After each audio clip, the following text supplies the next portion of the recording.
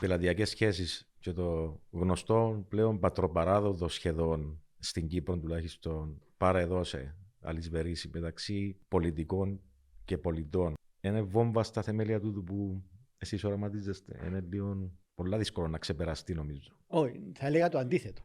Δηλαδή, η άμεση δημοκρατία υπονοεί πλήρη διαφάνεια. Η διαφάνεια είναι ο χειρότερος εχθρός της διαπλοκής και της διαφθοράς. Όλοι καταλαβαίνουμε ότι η διαπλοκή και η διαφθορά είναι παγκόσμια προβλήματα.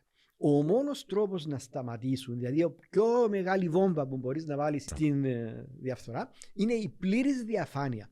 Εάν τα πάντα είσαι υποχρεωμένος να τα εκπέμπεις τηλεοπτικά, ας πούμε, in real time, αν όλα τα ντοκιουμέντα, όλες οι προσφορές, όλες οι αποφάσεις, όλες οι συνεδρίες διοικητικών συμβουλίων είναι καταγραμμένες και προσβατές εύκολα στον πολίτη, τότε το κάνεις αδύνατο για κάποιον να κάνει τη διαπλοκή.